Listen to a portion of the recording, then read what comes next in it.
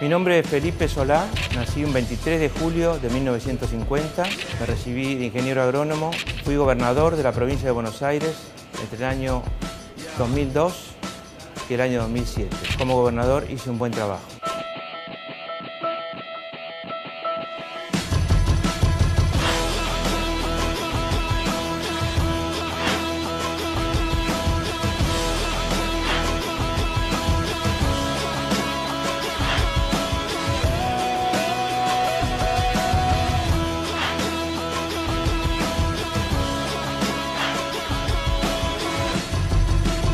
Hay que pensar para gobernar. Bienvenidos, soy Lito Cruz y esto es Escuela de Gobierno.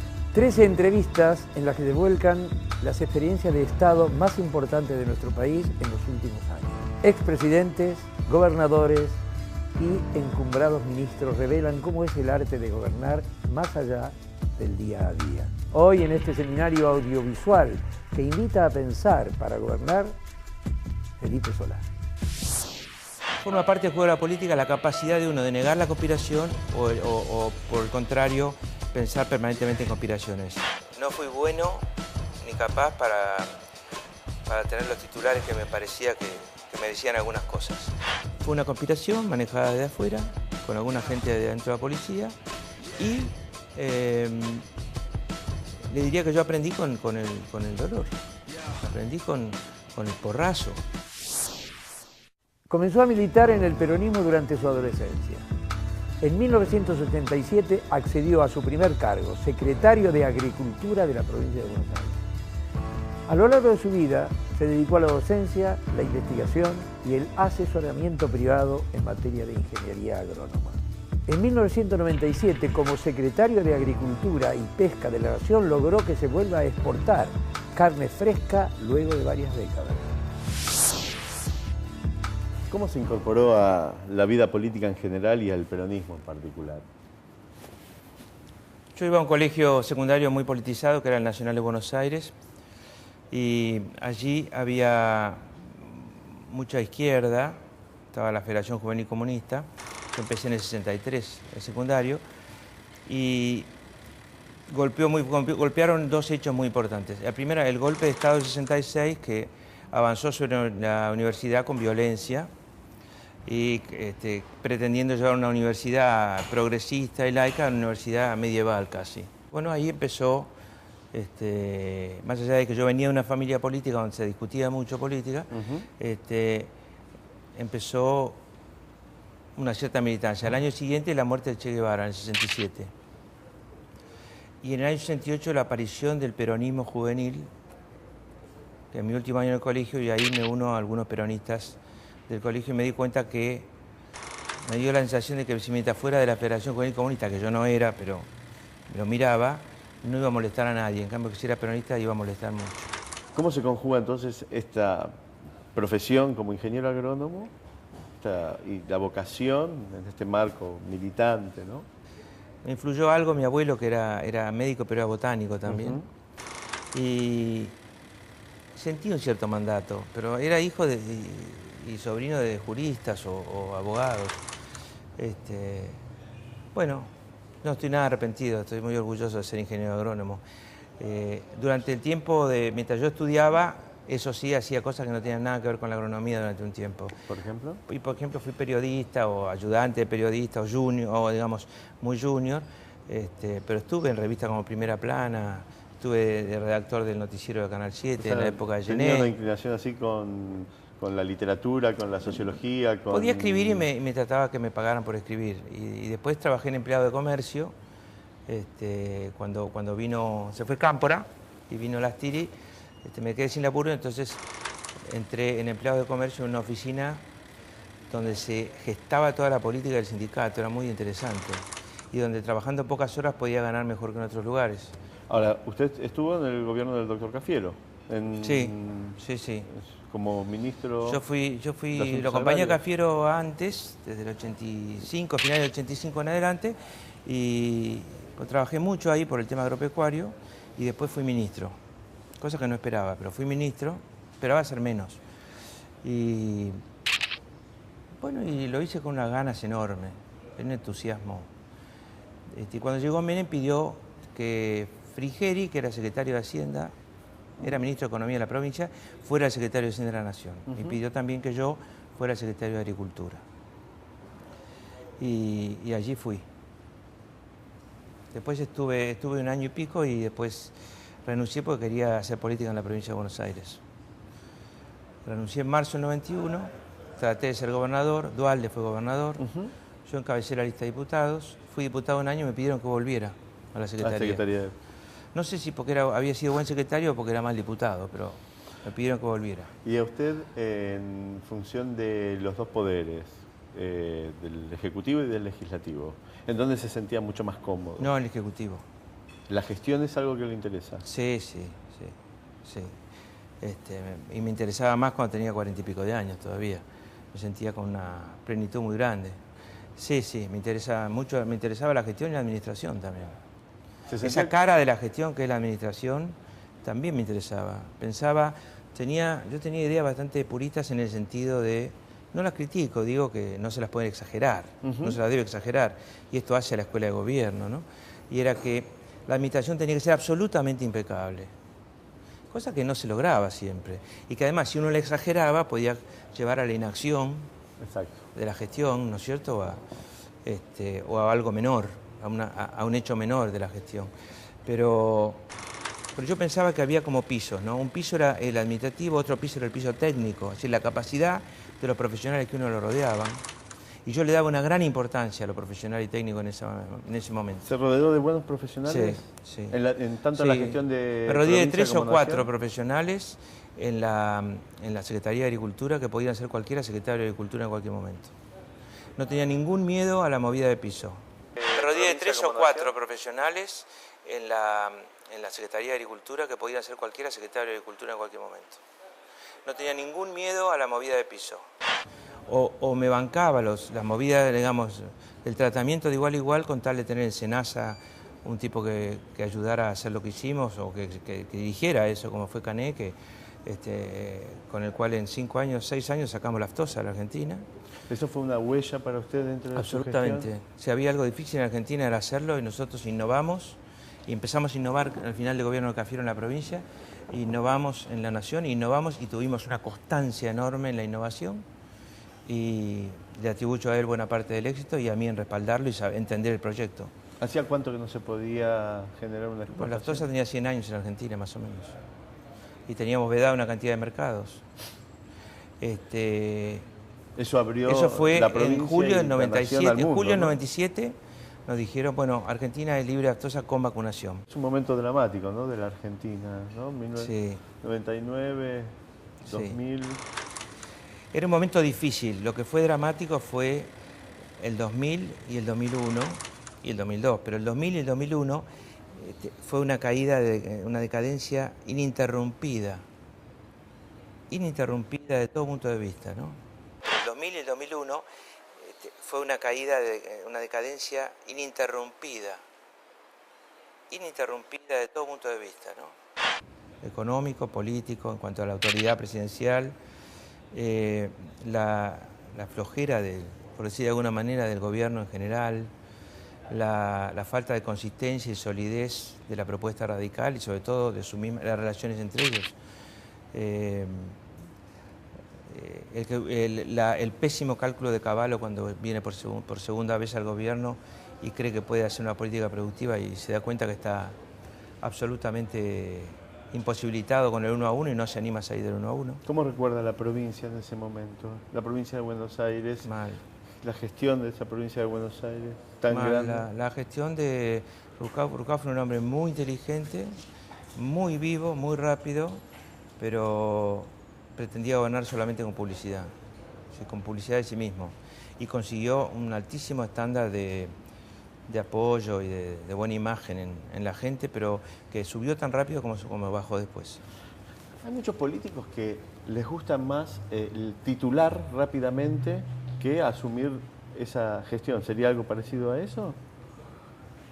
Le voy a decir la verdad, con toda honestidad. A mí me gusta mucho la gestión y hacerlo, por encima de todo. Si después me preguntan el titular, le digo el titular también me gusta. Ahora, no fui bueno ni capaz para tener los titulares que me parecía que me decían algunas cosas. En otras palabras, no fui bueno ni capaz para tener los titulares que me parecía que me decían algunas cosas. ¿Cómo recuerda la masacre y los hechos de junio del 2002 en Avellaneda con el tema de Costecchi y Santillán? ¿Un estado de movilización? Mire, lo recuerdo de esta manera. Fue como yo no era un novato, yo tenía 51 años, pero era un novato en cuanto al tratamiento de la policía. Y era un novato en conspiraciones también. ¿Forma parte del juego de la política la conspiración? Forma parte del juego de la política la capacidad de uno de negar la conspiración o por el contrario, pensar permanentemente en conspiraciones. Forma parte del juego de la política la capacidad de uno de negar la conspiración o por el contrario, pensar permanentemente en conspiraciones. Hay que situarse en un lugar intermedio. Yo estaba más cerca de la negación. Y bueno, el dolor fue enorme. Lo que recuerdo es que haber puesto la cara en todos lados. Y recuerdo también que mientras un presidente, que era Duhalde, adelantaba las elecciones y no tomaba ninguna medida con la prefectura, que había tomado la mitad izquierda de la calle Pavón, de la avenida Pavón, y que tiraba con balas de fuego, con composta de plomo, e hirió a mucha gente de Avellaneda y mucha gente que estaba por ahí, y que por suerte no mató a nadie. Y la policía de la derecha sí mató, primero a Costecchi y después adentro de la estación Avellaneda de Santillán. Duhalde, en lugar de intervenir sobre la prefectura, adelantó las elecciones, se sintió amenazado en su mandato y no hizo nada sobre la prefectura. Yo hice todo lo contrario, saqué toda la plana mayor de la policía de la provincia, lo nombré a Juan Pablo Cafiero, que era todo un nombramiento arriesgado y audaz, pero por suerte lo hice y me sentí sólido, me sentí legítimo como gobernante igual. Ahora, el dolor ese no se le va más a uno. Felipe Solá acumula una trayectoria en la función pública de más de 30 años. Esto acredita un conocimiento pormenorizado que le permite explicar de manera clara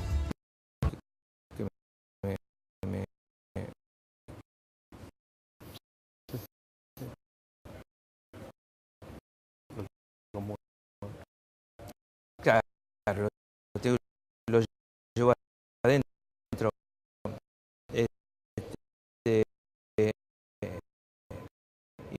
Imposible anticipar el hecho para mí.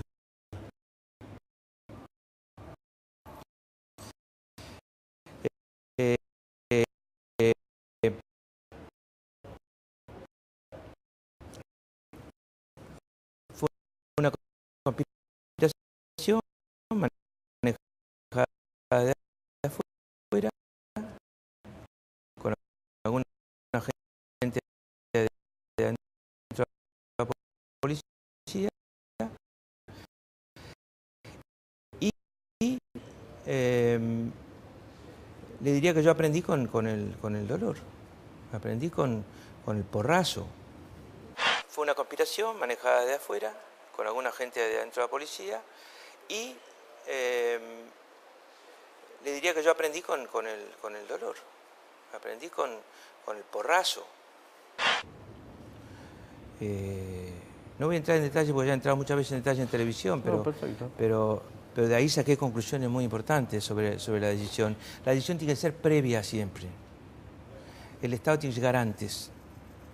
Hay que prevenir. Nosotros a partir de ese momento empezamos a darnos una idea que terminó con un protocolo escrito y firmado por cada oficial que mandaba cada grupo de infantería que salía, en el cual dejaba constancia de cómo iban armados, o no armados, mejor dicho, los hombres de infantería, que solo llevan un palo, que no había posta de plomo en el oficial que llevaba la estaca, y además un protocolo de actuación. En este caso usted tuvo que decidir a posteriori. ¿Esa decisión qué tenía que contemplar? ¿La gobernabilidad de ese momento también? No, la autoridad. No. Cuando se trata de la policía es autoridad. Si usted quiere gobernar manejando la policía para sacar el partido, como diría un referí que no cobra penales pero tampoco hay lío en las tribunas, la policía le gana la batalla. le ganó la batalla entre manos. Con la policía no hay que tener nunca miedo. La clave del manejo de la seguridad, una de las claves, no basta, porque si no sería un audaz que a lo mejor no brinda seguridad, es antes que nada plantearse qué cosas va a hacer uno por miedo y desechar todas las que va a hacer por miedo. Y después hacerlas racionalmente a las demás, las otras, las que se hacen sin miedo. ¿Y cómo fue su relación con Néstor Kirchner?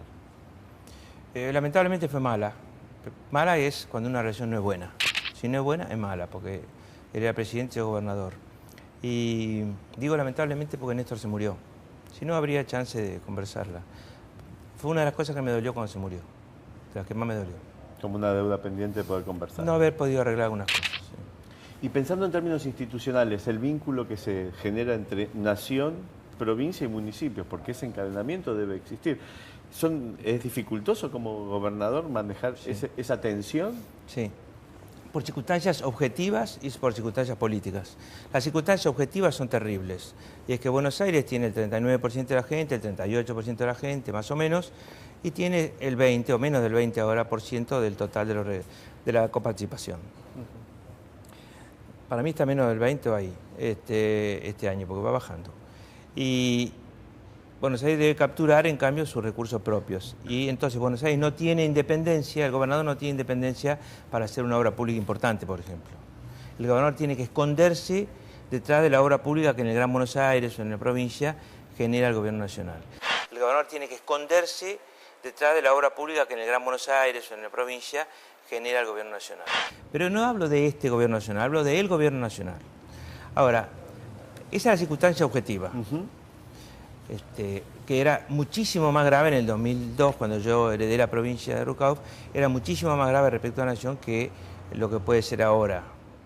Porque la nación, todo el país estaba inmerso en un gravísimo problema y caímos el 16% del PBI en un año, más que si hubiéramos tenido una guerra civil. Claro. Ahora, las circunstancias políticas también, porque Néstor Kirchner decidió ir por la provincia de Buenos Aires políticamente, y entonces, en primer lugar, casi todo lo que significaba, casi todo lo mostrable, que es generalmente lo vinculado a la obra pública, obra pública educativa, vial, hidrológica, etcétera, o vivienda, lo que fuera, lo hacía en mayor medida la nación, mucho mayor medida la nación que la provincia. En segundo lugar, Néstor iba a la provincia tres veces o 2 por semana. En tercer lugar, también los intendentes empezaron a ser asistidos directamente, con lo cual el conurbano y hasta el interior ha pasado a depender objetivamente más, desde el punto de vista de su posibilidad de hacer obra pública, de la nación que de la provincia. Es un hecho objetivo agigantado por la decisión política de Kirchner de pasar de ser un patagónico a ser un hombre de Buenos Aires, hasta que termina encabezando la lista de diputados de Buenos Aires. ¿Es factible revertir la ley de coparticipación? No. Federal? No, si no se cambia la Constitución, no. Es más fácil cambiar la Constitución que cambiar la ley. Porque para cambiar la ley de coparticipación se necesita la firma aprobando una nueva ley de los 23 gobernadores y el jefe de gobierno de la ciudad. Uno solo que diga que no, no se cambia. Yo no conozco ningún gobernador que esté dispuesto a llegar al aeropuerto de su provincia diciendo, ¿y cómo le fue con la ley? Bueno, nos fue muy bien, hemos bajado 1/10, pero no. Y alguien tiene que ceder, muchos tienen que ceder. Entonces lo que hay que hacer es reformar la Constitución. O que el gobierno nacional invente algo que no lo va a hacer, que es que le generaría al gobernador de Buenos Aires tener un vuelo en obras y en importancia que terminaría compitiendo un poco con el presidente. Es una cuestión que hay que mirarla no en forma inmediata, no en forma coyuntural y con la mayor grandeza posible. ¿Y cómo piensa que se deben administrar los recursos de la provincia? Para mí hay que ser absolutamente realista, pensar mucho antes de endeudar una provincia que tenía deuda como la que yo tenía, tratar de generarle a la gente la idea de que muchas veces que hay gobernantes para la expansión y gobernantes para administrar la escasez. Y tratar de que las obras no sean muchas chiquitas, sino que sean algunas obras visibles e importantes para la provincia. Yo diría que en general, un gobierno recordado por grandes hitos. 2 o 3 imágenes o fotografías grandes son los que quedan.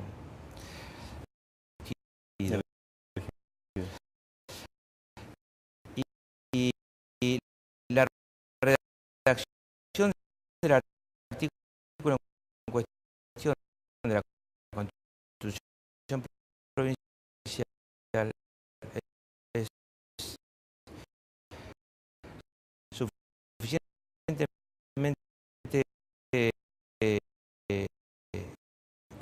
confusa como para que las dos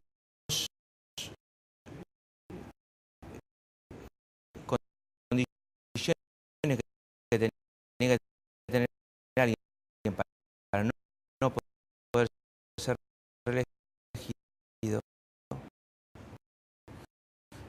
eran dos condiciones que yo no tenía.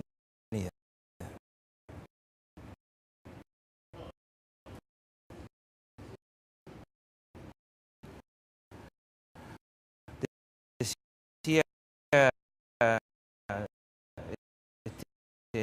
no puede haber sido sucedido por su vicegobernador.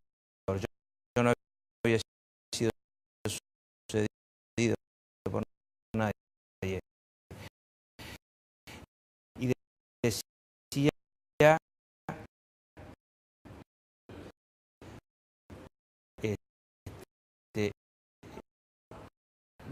no puede ser reelegido. Y esa era la pregunta. ¿Yo había sido elegido o reelegido? Había sido elegido una sola vez. Una vez como vice, otra como... Bueno, ya pasó. Ya pasó.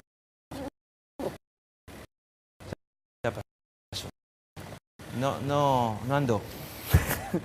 Y entonces se tomó una figura de la capital, que era Scioli, que era muy popular.